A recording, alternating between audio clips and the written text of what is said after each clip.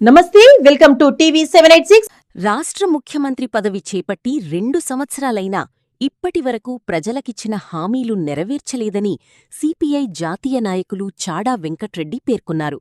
తక్షణమే ప్రజలు వేసుకున్న గుడిసెలకు పట్టాలిచ్చి ఇందిరమ్మ ఇల్లు కట్టి ఇవ్వాలని అన్నారు.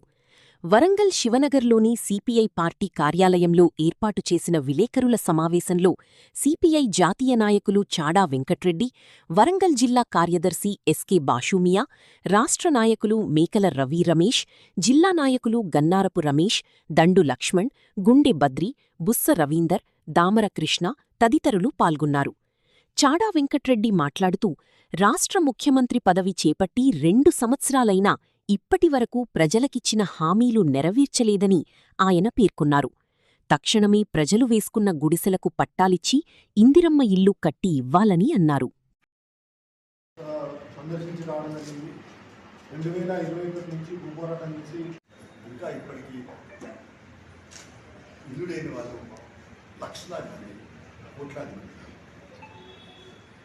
ప్రభుత్వ భూమిలో గుడిసేసుకుంటే తొలగించేటువంటి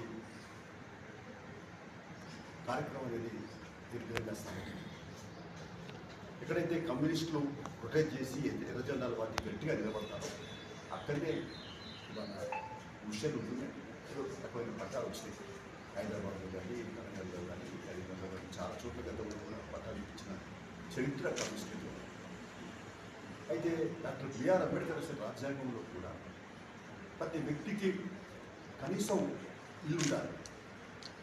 ఉండడానికైతే నివాసం ఉండడానికి ఇల్లు కావాలంటే మనిషి, జంతువులు పక్షులు వారికంటే మొత్తం ప్రకృతే వాళ్ళకు ఇల్లు అంతా.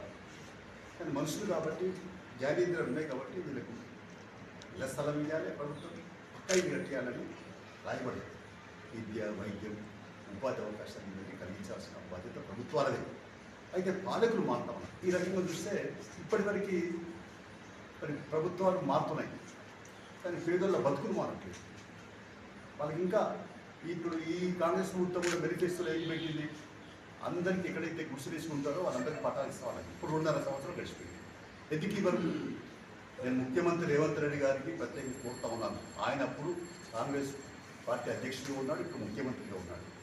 ఆయన బాధ్యత మీ ద్వారా, మీడియా ద్వారా ముఖ్యమంత్రి గారు కోరేది ఏంటంటే, తక్షణమే తెలంగాణలో ఎక్కడైతే 5 ఏళ్ళ నుంచి 10 ఏళ్ళ నుంచి కృషి తీసుకుంటున్నారో వాళ్ళందరికీ మరి ప్రభుత్వ భూమి అయినప్పుడు సర్వే చేసి తప్పనిసరిగా పట్టాలు ఇవ్వండి. పట్టాలు ఇవ్వడే కాదు, ఇందిరమ్మ ఇల్లు కూడా తప్పనిసరిగా ఇవ్వాల్సిన అవసరం ఉందని తెలియపరుస్తాం. ఈరోజు బొల్లిగుంటలో అక్కడ ఆ కాలనీ సందర్శించడం జరిగింది. అలాగే లక్ష్మీపూర్ కాలనీలో కూడా అక్కడ కూడా సందర్శించి అక్కడ చూస్తే పాపం మన రైతుల షెడ్ పెట్టుకొని మంచి బ్రహ్మాండంగా చేస్తున్నటువంటి పరిస్థితి. కాబట్టి ఎంత అన్యాయం ఇది.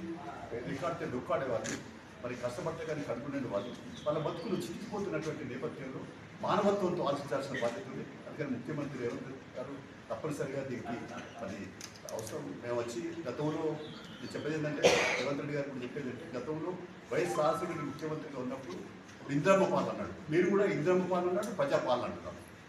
ఆనాడు ముఖ్యమంత్రి గారు 100,000 మందిని కలిసేవాడు.